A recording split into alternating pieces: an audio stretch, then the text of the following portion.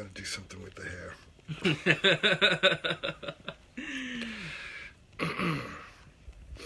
All right, we'll give the feed a couple of seconds to build up. I'm going to tag you. Mm-hmm. Boom. You're in. Okay. Hey, many blessings, Diane, and to all my relatives in the four directions. Jen Long, John Ennis. Hey, many blessings, brother. Haven't heard from you guys in a while.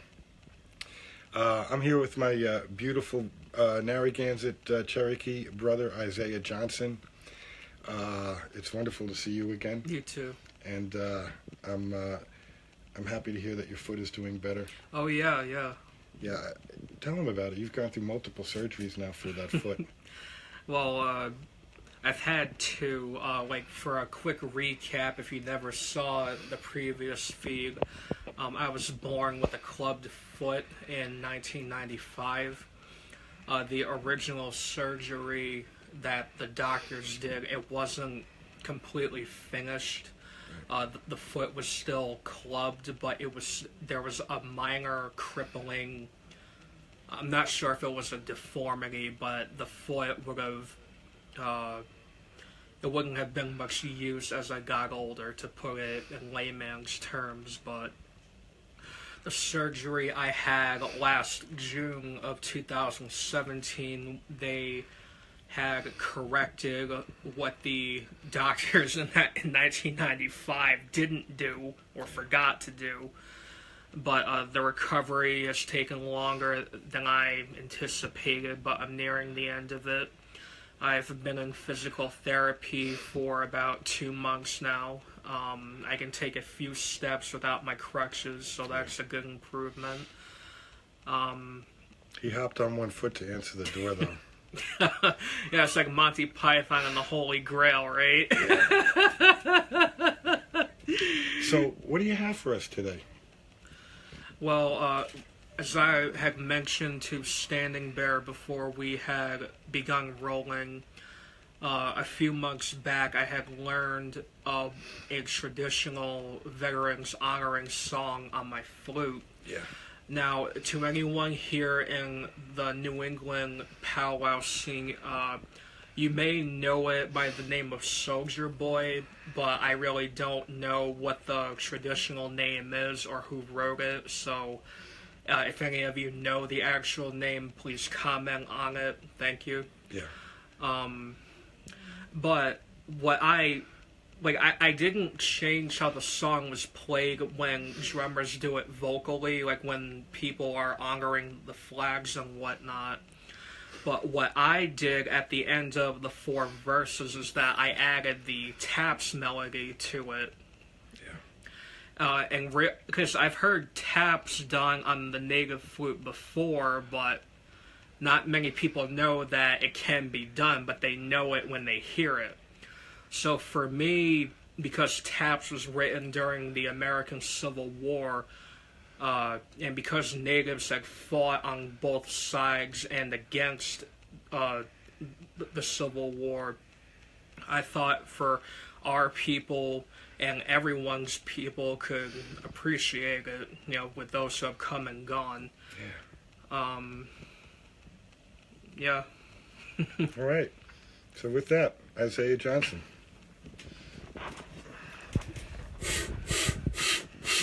If you're wondering what I'm doing, I'm blowing the moisture out of my flute.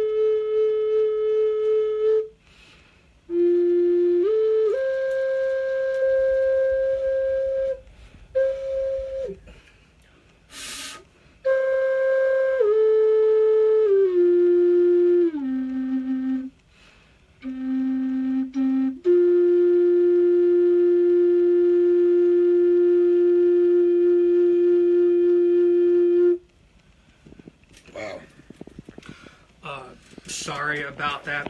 When you're blowing into a flute, it gets clogged with saliva and moisture. So I had to take a quick moment to blow that out to finish the song. So sorry if it was kind of sloppy. That was beautiful. Thank you. Every time I hear the flute, all I can think of is with every breath a prayer. Mm-hmm. Because the sound of the flute is just so beautiful. Mm-hmm. And every time I pick mine up, it reminds me to walk in a good way and to stay connected with the Creator and the people around me. Mm-hmm.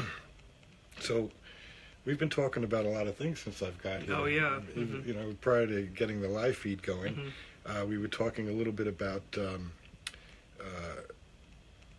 National Grid's proposed LNG liquefaction facility over there in South Providence.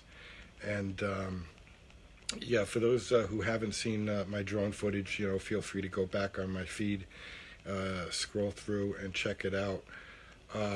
What we're talking about is a $180 million dirty fracked gas liquefaction facility proposed, for the Port of Providence. It's a densely populated urban area full of our black, brown, and indigenous families, people of modest means, who are already experiencing the highest asthma rates, respiratory illnesses, and cardiovascular disease, among many other things. This is a time for coming together, both allied and indigenous, to walk in a good way and, to stand up for the most vulnerable among us. And it's a beautiful thing to see so many wonderful people from diverse backgrounds coming together to step up to the plate, to empower those who have been working so hard over there in the Port of Providence. Monica Huertas has been leading the opposition, and I know Carrie's helping out, and Sierra Club, and Fossil Free Rhode Island, it's a beautiful thing to see. It's a wonderful thing to be a part of, and I would encourage everybody. We're going to be Earth Day is coming up, and we have an event planned for that. There's going to be like a block party over there in, I don't know if it's South Providence or Washington Park, but we'll keep you posted on that, on the details. And we're going to be doing some canvassing for no LNG and PVD. So we're going to need door knockers, and people, who can, come in a good way to help raise awareness for Uchimaka, Mother Earth, and so many of our the vulnerable people over there in the Port of Providence. And let's remember that, Providence is, there's actually more Narragansett family in Providence than there is in Charlestown. So, this is important, for everybody to come together in a good way in opposition to this dirty, fracked gas fossil fuel infrastructure project. What are your thoughts? Well,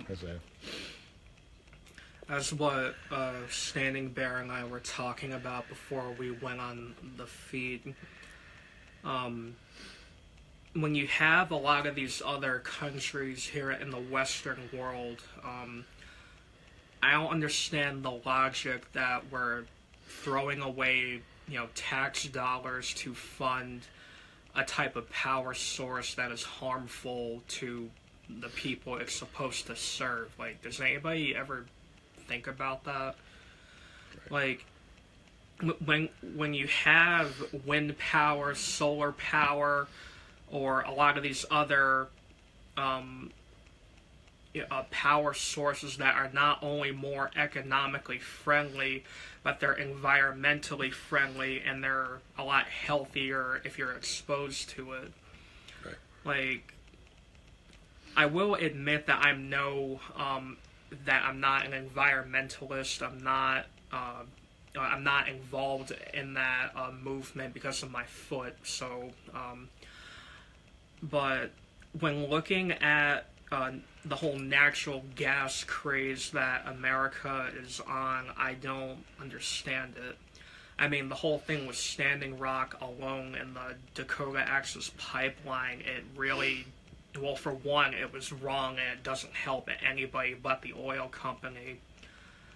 But I just don't understand how something like that, or fracking, or blowing the top off a mountain is logical in any way. Illogical, in my opinion. Right.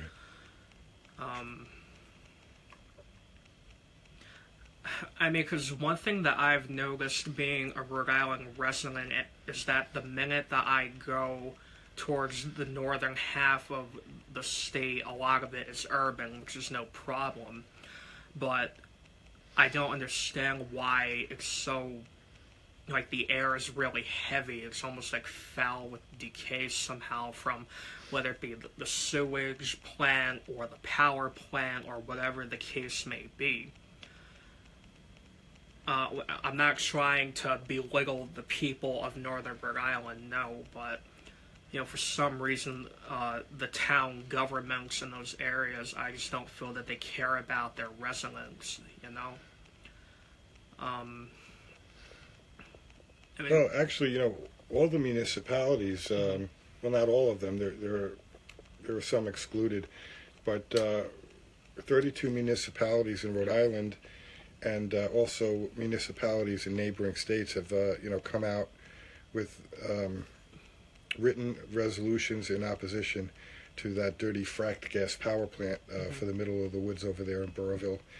But it is scary. This is a very tiny state, and Burrillville already has well waters that have been contaminated and capped off by a judge. There's also just northwest of the proposed Clear River Energy Center, there's another power plant. There's the Ocean State Power, which is a peaker plant, which isn't even used to its fullest capacity.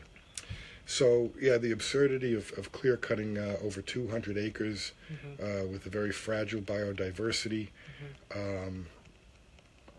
you know, it's absolutely insane. Not to mention, consideration isn't even being taken for our families, say, in Pennsylvania, where all of this fracking occurs. For those who don't know, you know, fracking is when the oil corporations, oil and gas corporations, dig vertically down into the Earth's crust, into the Marcellus Shale. They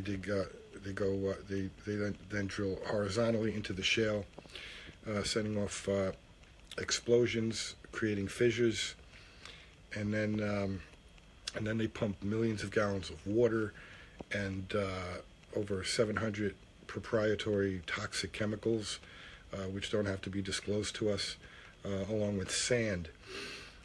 What happens is the sand enters into the fissures, prevents them from closing, so all that natural gas escapes.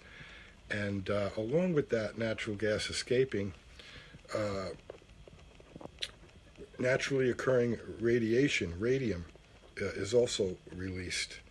And all those contaminants seep into our aquifers and our watersheds, and that's not to speak of all of the that toxic water waste, which winds up in, like, say, western Pennsylvania and Ohio. I think those are the only areas that are authorized to process that type of toxicity. So, yeah, what can you tell us about this area? What can you tell us about the land? I know you're quite the historian, so if you got to tap into your knowledge. I mean, I never went to college, so I don't have a degree in history. History is more of a hobby to me. Yeah. But with the amount of knowledge I know about, Aquidneck Island, Middletown, Newport, and Portsmouth, I mean, it was kind of like a halfway point between southwestern Rhode Island, so the Narragansett area, and Charlestown, Jamestown, Goat Island, which is right off of Aquidneck Island, and then Aquidneck Island itself. So the natives that were here were predominantly Wampanoag and Narragansett. And if I'm not mistaken, the name Aquidneck is also a native name. I have yet to find any proof of that. But I mean, Aquidneck Island has a lot of history, both colonial and indigenous. You know, obviously people think of Roger Williams and Newport being the original capital of Rhode Island. But like Aquidneck Island, to the natives, there's really not many remaining signs that there was a population here. I mean, of course there was. I mean, I don't know why there wouldn't be. But because the island has been modernized for a lot of people who now live here, the only things that I've heard that have been found were ancient graves from the colonial era and whatnot. A lot of the roads here on Aquidneck Island do have native names. Well, there's a large park down in Newport called Miatanomi Park, and Miatanomi previously was a chief of the Narragansetts way back before the 20th century. And the thing about noticing a lot of these names was that as a kid I never knew what they meant or who they were, because at that time, being before I was 17, I never knew that I was Native American on either side of my family. So it's amazing how many people wake up to that fact later in life. Well, because you and I talked about that on the previous podcast, but it still happens every day. It's like I have a very close friend of mine who's of Puerto Rican ancestry, and there was one time we were talking about the natives down in the Caribbean, south, like in between Florida, Mexico, and South America. Right. That would be Taino. Taino, and Arawak, Carib, or mainly those three. Right. But she had the impression that, that because she is Latina, that most of her ancestry comes from Iberia, meaning Spain and Portugal. So there were times when she would ask me about the natives down there, and I had to explain to her that, the Latin American population and the South American population, as we know them now, I mean, yes, they do have plenty of Iberian ancestry, but the natives in the Caribbean, in Middle America and South America, the genes don't disappear, they carry on. Right. So this friend of mine, being of Puerto Rican descent, I had to explain to her that you most likely have Taino, Arawak, or Carib ancestry on both sides of your family. That's right. So, and that was kind of an opening eye to her, because, with her, being an American, she knew about the natives, but like most people who aren't in the know, they think that they were all wiped out and faded away into history, which of course is a mythical tale. Right. And yet, when I've spoken to a lot of people from south of the border, a lot of them really aren't aware that that you not only have Iberian and native ancestry, but you also have African ancestry as well. I mean, what I mentioned on the previous podcast was that, Hispaniola, the Dominican Republic and Cuba, those were some of the original slave ports from Africa. And I mean, without going on a long rabbit trail about how stuff was done, but a lot of the Latin Americans and the South Americans today have all three gene pools in them, or gene types. My bad. That's right. But yeah, both my grandmas were from Puerto Rico, and the truth is, 60% of Puerto Ricans have some type of native ancestry, and many of them are not aware of that. Well, because, like, when people think of the term Native American, they think of only the United States, particularly 49 out of the 50. And what I mean is that the Native Hawaiian people, they're an entirely different ethnic group altogether. Right. I mean, the Pacific Islanders are their own thing, but they're still individuals. Right. But let's remember that in 1492, when Columbus landed in what he had called Hispaniola, which being the Dominican Republic and Haiti, he was greeted by the Taino people, and the Santa Maria had run aground. And the contents of that ship were graciously rescued by the Taino people. Columbus marveled at what a beautiful people they were. Their language, their mannerisms. They never stopped laughing, he said. And that was the day after Christmas. And then in less than a year, sometime in November of 1493, Columbus returned with an armada of 17 ships. And he made the people dig the mountains hollow for gold. And when there was no more gold to be found, the people were sold into slavery, murdered, raped, driven to near genocidal extinction, even in just a short period of time, within 10 years. And the other thing Columbus did is he took the wreckage of the Santa Maria and he built a fort prior to heading back to Spain that first time. And he said, not that a fort is necessary, because these people are naked and without arms, but whether they love us or fear us, they will obey us. And thus began the 500 years of near genocidal extinction of our people. Well, the 500-year anniversary was in 1992, so it's 526 years. Yeah, by now, so 1492 plus 500 years is 1992. There's your math.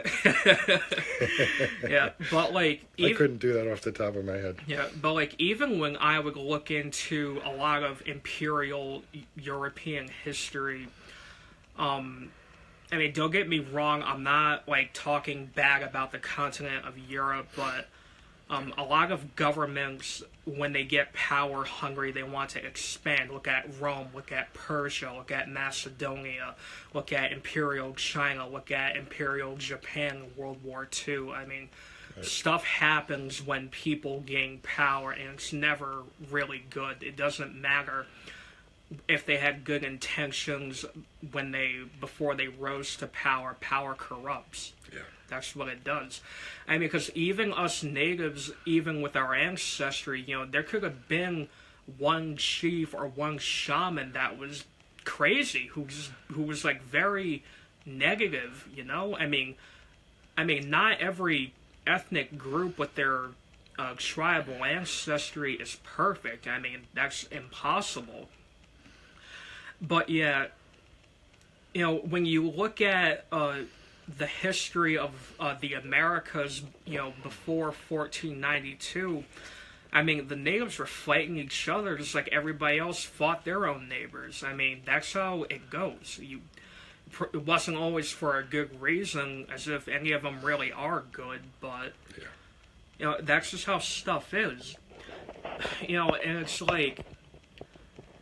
a lot of the imperial expansion by, England, Spain, Portugal, Italy, Germany, and France, it's like I just don't get on how the governments of those countries in that Renaissance time period, why they wanted more than what they had. Like, they wanted to do the impossible. I mean, like, if Alexander the Great could conquer Persia and still fail to conquer the whole world, then no one can at that point. I mean, every power rises and falls. That's the way of the world. You know, nothing lasts forever. Right. And yet,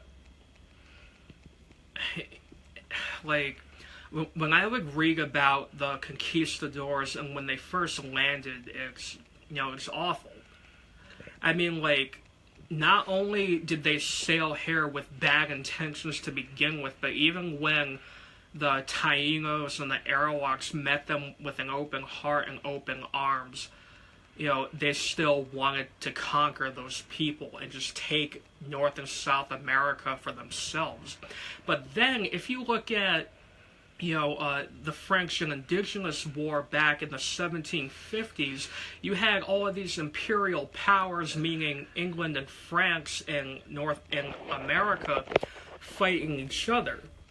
But yet the natives who were here in the Northeast and probably the Southeast, they were still divided. Do we fight for ourselves or do we pick an ally from the other side? But yet, it didn't matter if England or France won the war, because the natives still lost. Really, those imperial powers were fighting for who would get to conquer us. And, I hate to say it to a lot of the natives here, but, the natives who fought on either side of that war, they were really helping their own downfall. I mean, I hope none of you take it personally, but that's what historically happened. I mean, I understand that, our people, have been in mourning for almost a whole millennia. But the lesson here is to look at your own faults and acknowledge that things should have been different. Because if you're going to blame someone else for the wrongs that they've done, you have to look at yourself sometimes, Like, one quote that I had heard from an African historian is "Know thyself and remember your ancestors." Yeah. Mm-hmm. That's a beautiful quote. Mm-hmm.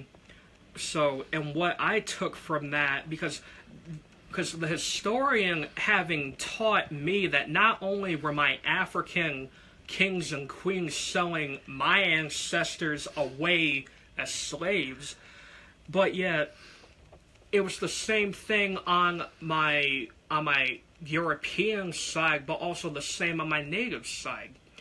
I mean, like, people, you can't ignore that, the Aztec, Mayan, and Incan empires, they had slaves. You're an empire. That's kind of what they do. And it's awful. It doesn't matter what your flag is or what you're fighting for. You're still oppressing your own people or neighboring people. Right. And really, every king or monarch or dictator or emperor, they do that too. I mean, every president that America has had has done that to their own people. It didn't matter who won in the 2016 election, but because they are a politician and in a very powerful seat over a very large and kind of unstable country right now, it didn't matter. So whether we had Bernie Sanders or Donald Trump or Hillary Clinton or Ted Cruz, like, we were still getting a raw deal. Yeah. I'm not trying to offend people for who they voted for. That's not what I'm talking about here. Right. But it's kind of like picking your own poison. Either way, you're gonna get hurt. But which one hurts the less? Isaiah, what can you tell us about, this is a big question, what can you tell us about the doctrine of discovery, manifest destiny, and eminent domain, and how it affects us today? I mean, I'm not going to lie that a lot of those are still a new subject to me, but I'll say what I can, but I'm not going to pretend that I know everything about those. Like, Well, actually, so I have a better idea. Can you give me a brief overview of some of those? Well, the doctrine of discovery was a papal decree, which essentially said that properties could be taken if the people inhabiting those areas were not Christian. So, it led to, it was all part of the westward expansion, and of course, whole communities were wiped out and displaced. Yep. And essentially, what it was a decree that benefited the European monarchs, so that they could, increase their coffers, so to speak. And it wasn't a law, but it's something that seems to have permeated, every aspect of colonialism to date. As we look at, for example, the 1851 Treaty of Fort Laramie, which, as a treaty, it actually bypassed Congress and made it to the chronological list of international treaties. Technically, no lower court, can supersede, what is considered, by way of our own Constitution, that, treaties are the supreme law of the land. So, with that in mind, are we really a democracy at that point? Yeah. Have we ever been? Like, for anyone who was watching TV back in, 2005, there was a show on TNT called Into the West. And a lot, even though it was historical fiction, they touched upon a lot of those things, like Manifest Destiny, what was the doctrine of discovery? Right, doctrine of discovery. A lot of stuff like that. Eminent domain is something people today are very familiar with. Yes. And and seeing a lot of that stuff reenacted in a very accurate way, it was heartbreaking. It's like, that show taught me a lot that, throughout the 1800s, with the expansion into the West, whether if you were Christian or not, it really came down to the color of your skin. Yeah. I know I shouldn't pull that card, but you can almost see it in a literal black and white format. Whether you look this way or not, then your rights are less.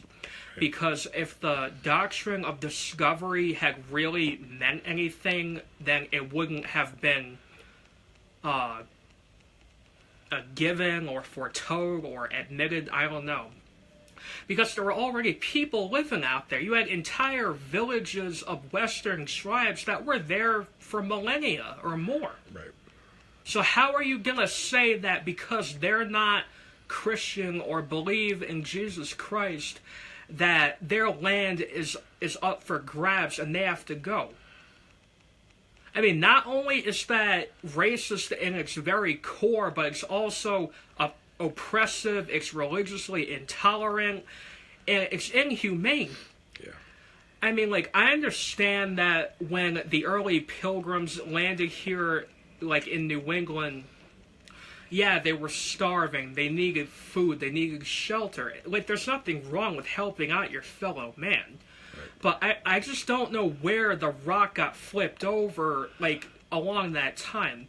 Because when they were teaching people my age about the first Thanksgiving, we never learned about Metacomic's War, or Wamsuta, or Maya Tanomi, or any of those people. Right. So how are you going to tell us, being these little elementary school kids, that everything was fine? There was never any outbreak of war or poverty or disease. How can any teacher really say that to their kids, their students, really? Because when you learn about slavery in middle school, they never tell you that African monarchs were selling their own people, we're just supposed to take the information that, oh, African people were seen as lesser human beings and workers and blah, blah, blah, which is awful.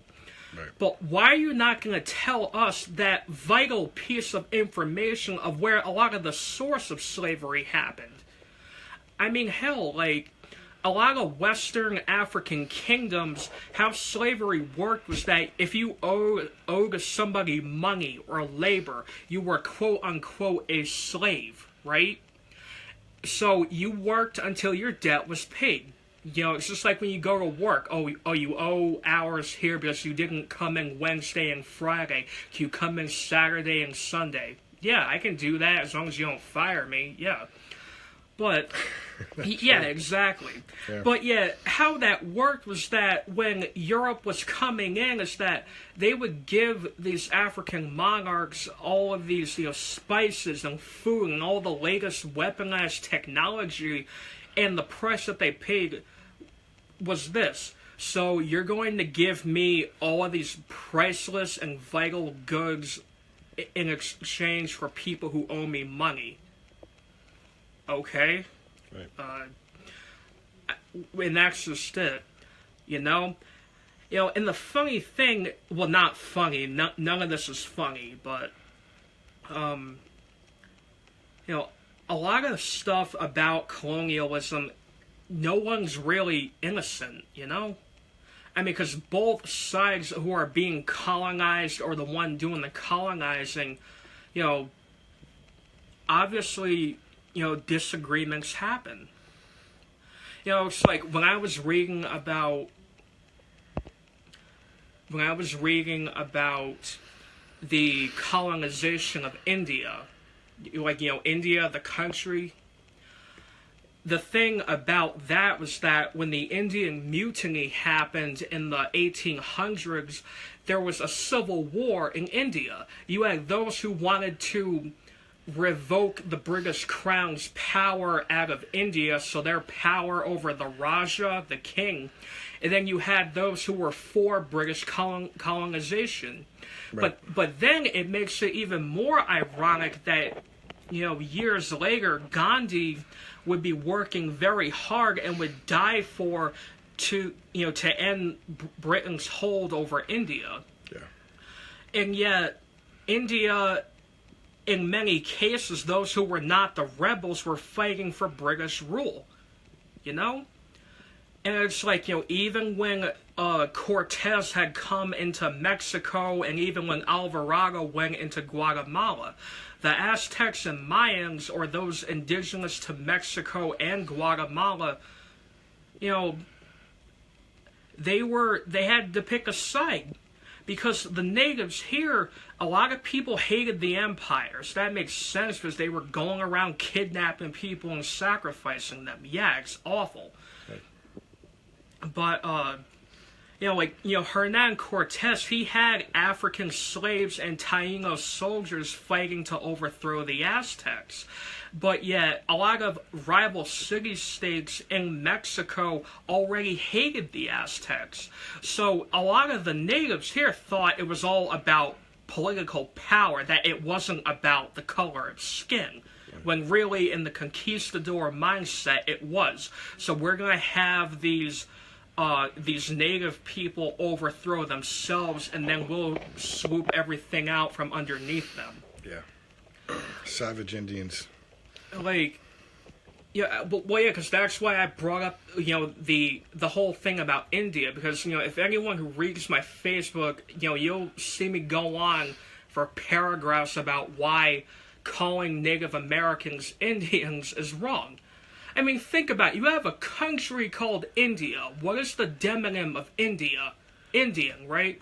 So why are people like he and I and a lot of you still called Indians? Right. Why is it a lot of our tribal governments, these councils and groups and, you know, and stuff like that? You know, it's like it'll say so-and-so Indian tribe or whatever. Right. How does that make any sense? What if we had people from India who moved here? Not only will that confuse the legislation, well, there's two groups of people called Indians here. How do we differentiate them? Okay, we'll call the red people American Indians. That doesn't fix the problem. Because what do you call the Indian immigrants who come to America? Oh, we could be really technical and call them Indian American. No, that doesn't solve the problem. Indians come from India. Native Americans are their own thing. I mean, now that I've explained this in a very brief way, does that make any sense to all of you? Why this misnomer from a conqueror and various imperial empires choose to misname us when they already knew about the subcontinent of India?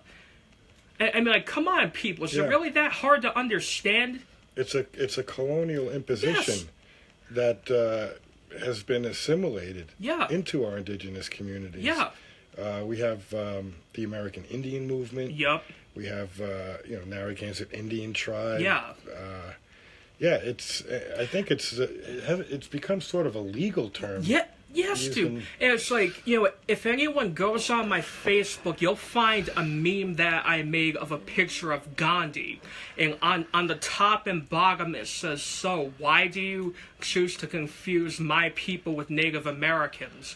And at the bottom it says, "Go on, I'll wait." Because when you look at Gandhi, he's Indian. Yeah. There's no bones, if, ands, or buts about it.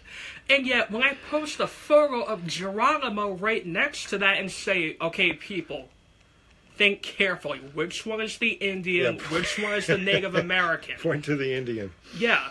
And it's like, I shouldn't have to do that. And none of us should have to point that out. And with a lot of natives my age, and I hate to pull the age card, so please pardon me for that. A lot of us who are brought up in this whole PC era, or whatever it's called, we're taught to be called Native American, or Indigenous, or Aboriginal, or something that really makes sense. Right. It's like I had to explain to a relative of mine that Indians come from India, but this is where it got kind of funky. He types in the word Indian on Google, right? And all the results that come up are the people of Southern Asia, of the Indian subcontinent. And he was dismayed. Like, he never knew that there was such a thing. Like, he really, I'm not going to mention names, but he always thought that the people of India were called the people of India. It never clicked that they were called Indian. Right. Like, I mean, I'm not making fun of who they are, but I don't understand how some people cannot realize that. I mean, really. Let's see what some of the people here have to say, because we have a lot of comments coming in. Diane Carrington Sechi says, where do we go from here? I think it's time to call everyone all our relation. Yeah. Which is Matakri Oyasin. We have a history that is seen, and now we are striving to unite to win over changing this historic pattern. Mm-hmm. Let me see what else we got, because I did see quite a few comments in here. Whoops. Let's see. Okay, Bev Anderson says the doctrine of discovery was used by European monarchs beginning in the mid-15th century as a means of legitimizing the colonization of lands outside of Europe. It was also issued in 1493, the year after Christopher Columbus. Yeah. Mm-hmm. So, okay, and it goes on, ... Mm-hmm. Yeah, that's a great comment. Thank you, Bev. Yeah. So, let's see. Again, Bev says, eminent domain is the right of a government or its agent to expropriate private property for public use with payment of compensation. Right. Determined by who? It's the government. You never could trust them anyway. Right. That's right. Hey, okay, so if you guys are getting anything out of this this live feed, do me a favor, share it out to your groups. We're talking a little bit about history. We're talking about the National Grid's proposed LNG liquefaction facility for over there in the Port of Providence. We are also honoring our veterans, and Isaiah is blessing us with this beautiful flute music today. You want to share another song? Sure. You guys want to hear a song? All right. This is our Narragansett Cherokee brother, Isaiah Johnson.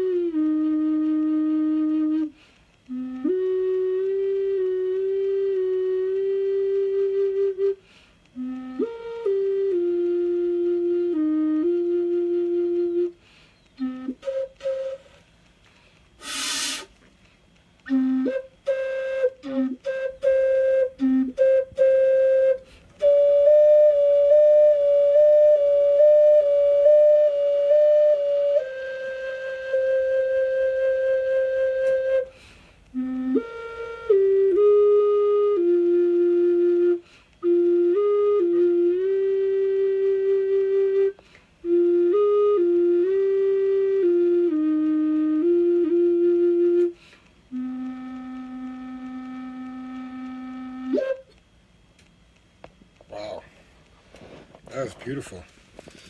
That has a beautiful billowy sound to it. Is there a history to that song? Is there anything you can tell us about that piece? I made that up. All right. You could have fooled me. I think that's terrific. Creative genius over here. Now, Isaiah, what can you... I'm sure maybe people might be wondering, what can you tell us about the turbine? Oh, yes.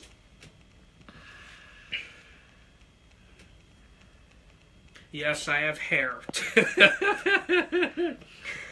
Well, this is a turban that I had made within about 2 years. I say that because wrapping these things and then sewing them together to keep the shape is an art in its own.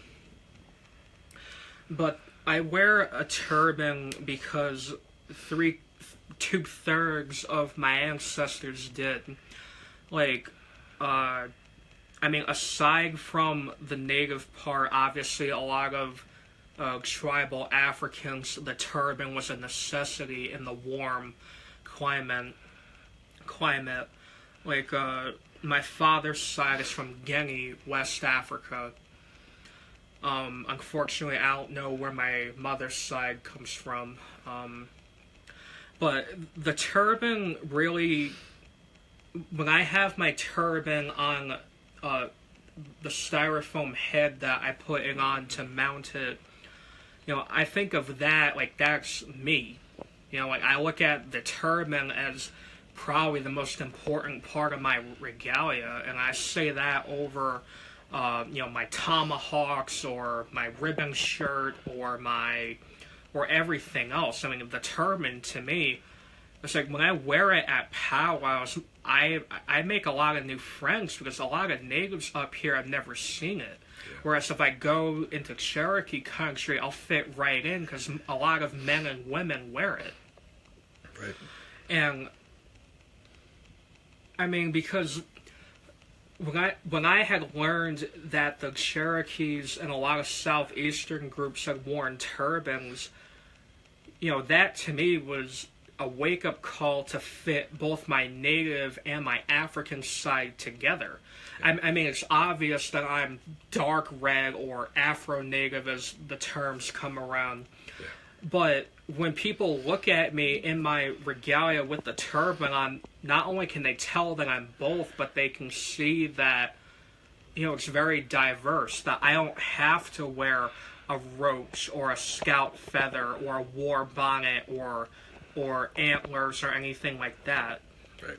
You know, I mean, the turban to me, because a lot of cultures around the world look at it as like a prized possession, you know.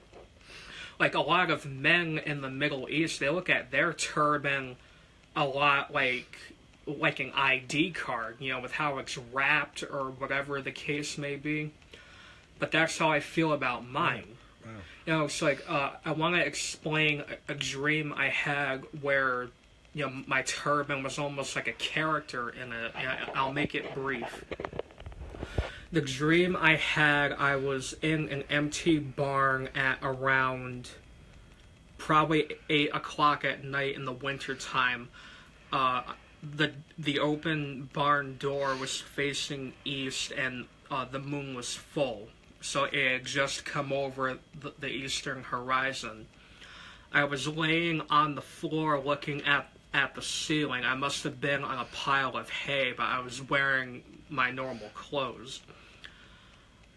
You know, and then I had turned over to my left and I had seen the styrofoam head that had my turban on top of it, and it was floating in the air.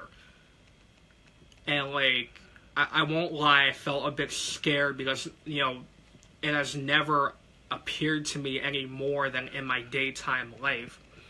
So as I was looking at it, you know, it has a blank face. There's no irises or pupils or anything, and standing there and I are looking at it right now. Yeah, creepy kind of. But it was looking at me. It didn't say anything. It didn't do anything. But then a crash of lightning had landed right behind it outside, and that's when I woke up. And very few people have come up with a meaning behind that. I mean, I'm not sure if other natives have dreams where their regalia is almost like an entity that it almost wears you and you don't wear it, you know? And that was really the only time that my turban was like communicating with me on a spiritual level. I mean, maybe the energy from the top of my head has, gotten itself comfortable when I'm not wearing it. And it wasn't like a nightmare, but it's like, what was it trying to tell me? And there are times when I'm laying in bed at night looking at my turban on the foam head, and I'm like, are you going to come to me again tonight or something, But yeah, all jokes aside, it was really significant to me that, something that I had made had become an embodiment of itself. And the only time I've heard of floating something heads, that you made actually there was a consciousness there. Oh, yeah.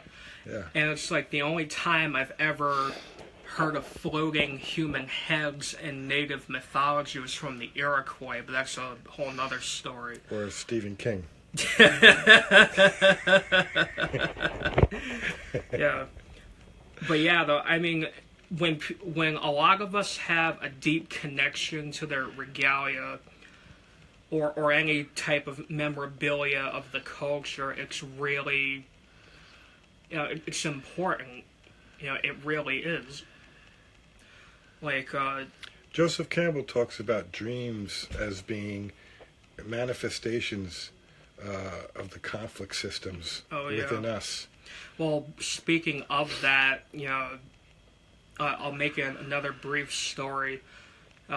Another dream I had, probably the most native-themed dream in a long time, was that this was back in colonial times, so I don't know if I was looking through an ancestor's eyes or whatever, I don't know.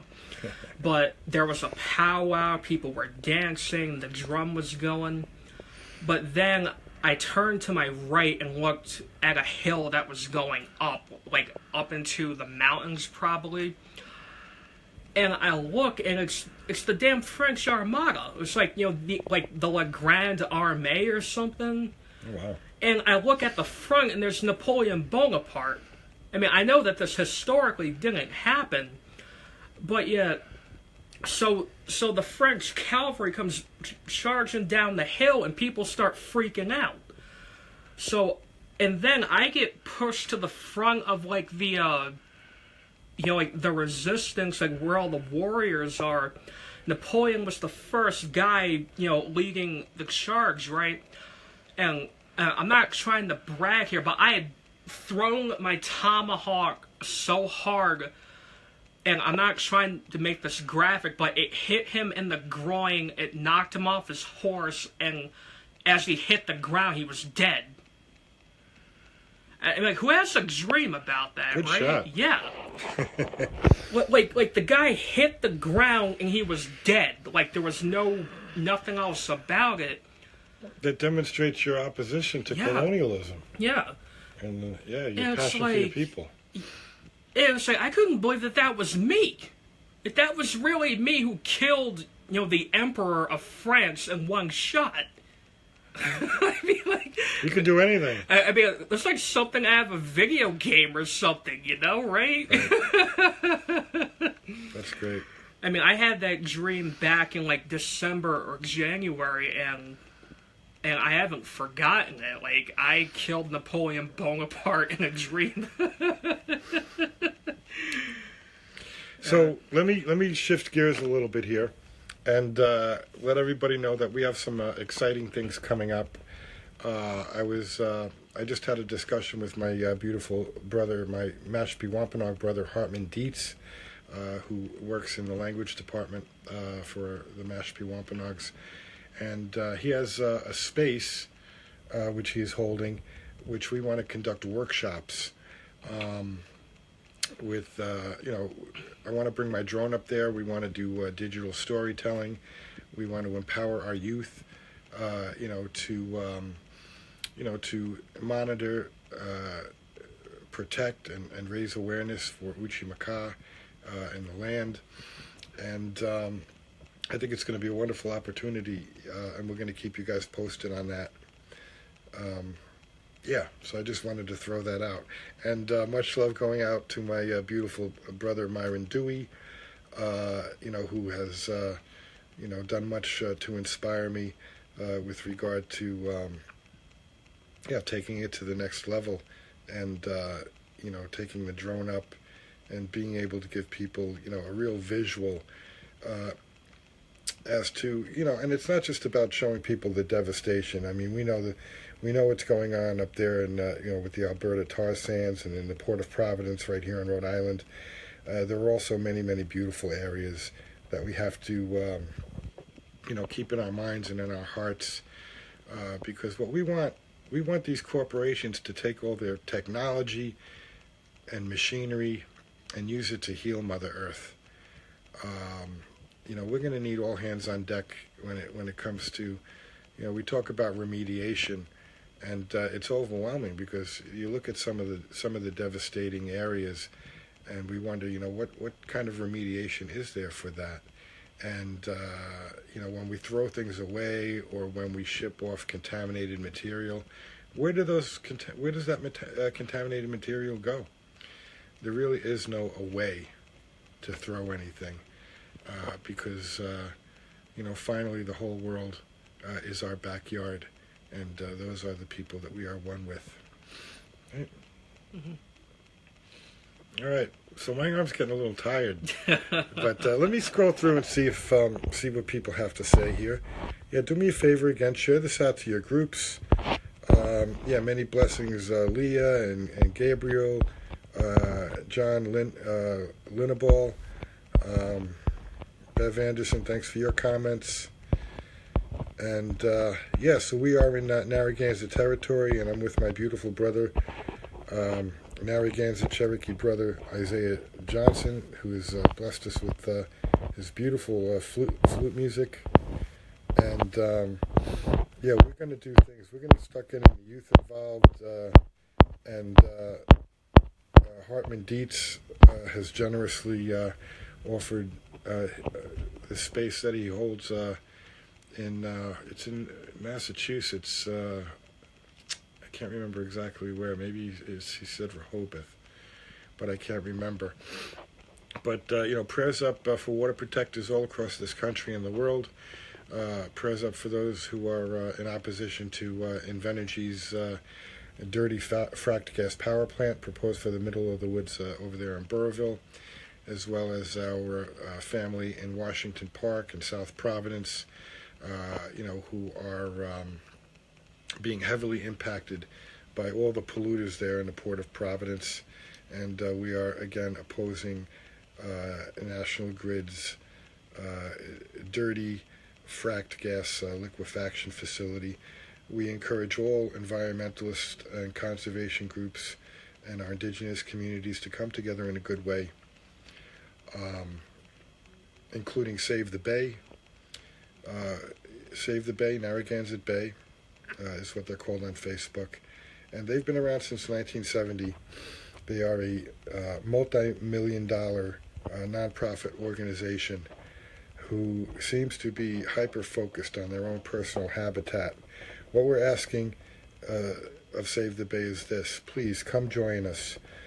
Come stand up for the most vulnerable among us, which is our black, brown, and indigenous communities who are suffering, terrible health risks right now. People are dying. And, in the meantime, the CEOs, or in this case it would be the director. The director of Save the Bay is Jonathan Stone. I encourage you to share this out and to raise your voices and, to Save the Bay and say, hey, this is a time, this is a critical time, for coming together, because what happens there regarding that liquefaction facility could set a precedent with all the polluters that are over there in the Port of Providence.